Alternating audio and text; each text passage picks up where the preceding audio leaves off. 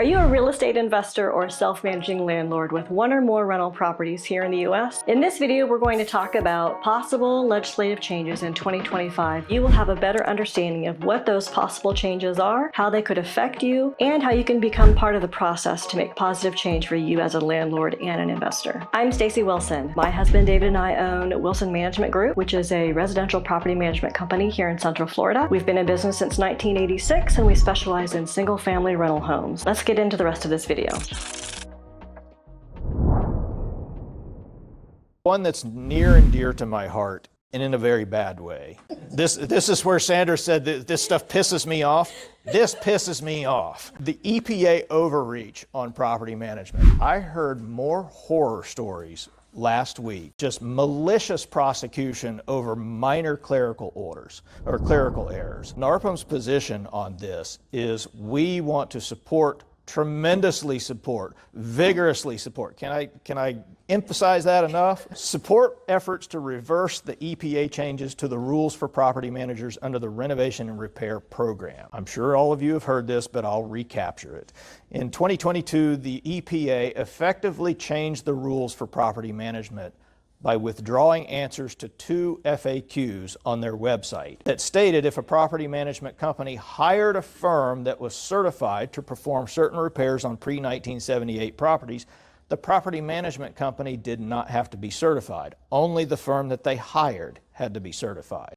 The net effect of the removal of those 2 FAQ questions from the EPA's website was a massive expansion of the pool for whom certification is required to including property management firms. This was quite unwelcome, and the consequences and ramifications of that is the subsequent rule reinterpretation resulting from the removal of those 2 questions meant that even if a property management company wasn't actually doing any of the physical work on the premises, they had to be certified to perform other duties associated with the work being done. For example, requesting or obtaining a bid from a contractor.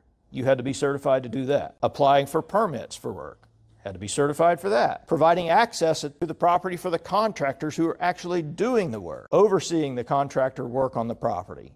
Informing the tenants of work being done. Verifying and confirming that the work had been completed and processing payments to contractors who actually did the work. The EPA was now requiring the company to be certified just to fulfill those management functions. If a property management company hires an appropriate licensed contractor to perform work on a property, the property management company should not be required to also be licensed. There's no different than a property management company hiring a licensed electrician to perform electrical work, or a licensed plumber to perform plumbing work, or a licensed attorney to prepare legal forms or provide legal services or prepare a contract, a licensed surveyor to complete a property survey. Imagine, if you will, that in order to hire any of these companies, you also had to have the same license that the company that you hired. It's insane. It's nonsense. To hire those people, you have to be licensed in those fields. Just patently absurd. Imagine a rule where you had to be an ASE certified auto mechanic to operate a motor vehicle or to call for an Uber. Or imagine that you had to have a degree in music theory to hire a band for an event. That's how stupid this stuff is. It also can't be stressed enough that the changes to the rule were made by withdrawal of previously published information and answers on the FAQ document on the EPA's website.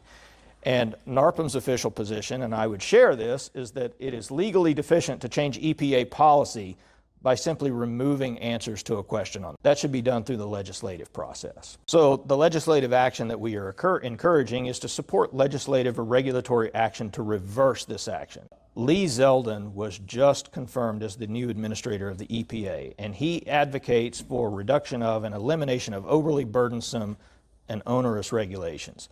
I think this certainly qualifies. The squeaking wheel gets the grease, so you can't just rely on Lee to push this forward. We all have to stand up and scream about this. I'll just give you a horror story. I'm sure many of you have heard of Monica Gilroy. She's an attorney, and she specializes in a lot of things, but she represents property management companies who have been caught up in audits by the EPA. And she was telling us a horror story while we were up there. She had a presentation, and she was contacted by a property management firm. They managed several thousand properties, and the EPA audited them. They immediately called Monica to represent them throughout this audit, and the auditor came in with their team and they requested the files for every property built before 1978. As a percentage of their overall portfolio, it was very small, but they still had a substantial number. And these auditors proceeded to go through every single file. And as you all know, if you onboard a property for management of a house that's built before 1978, there's a lead paint disclosure form that the property owner has to sign, an initial in a couple of spots, and the agent has to also sign an initial in a couple of spots. And when the auditor finished going through their entire audit, they said based on their findings of the violations that they noted, this property management company now owed a fine of over $400,000. And Monica sat up and said, "What in the world are you talking about? I want to see the receipts. I want to see all the paperwork. I'm going to go through every single one of these line item by line item." And so she started doing that. And what she discovered was they were fining them anywhere from $27,000 to $37,000 for a minor paperwork clerical error. A missing set of initials on one lead paint disclosure form resulted in a fine of over $27,000. And that wasn't just a one-time fine. That was $27,000 per day that the violation continued. So you can imagine how much this added up in a hurry. There wasn't even an issue of y'all went into this property and you did all of this work wrong. It was an issue of you're missing a set of initials here. Oh, you're missing a set of initials over there. Oh, you were supposed to provide the tenant a written notification of that and we can't find evidence of service in the file. And so they added up all of these fines and it amounted to over $400,000.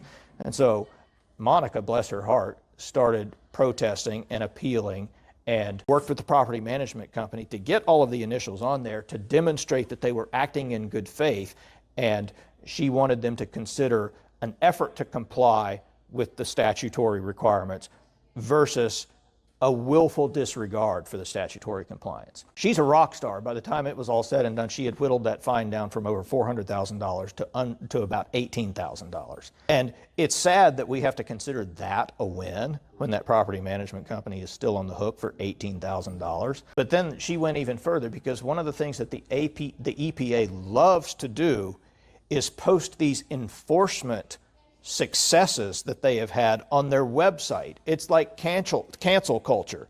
And so she lobbied to make sure that they didn't issue a press release, and they finally agreed to that. So luckily, when she was telling the story, it had been about 3 months. They wouldn't ever formally commit in writing that they were not going to issue a press release about the fine that they had levied, but it's now been over 3 months and nothing has been said.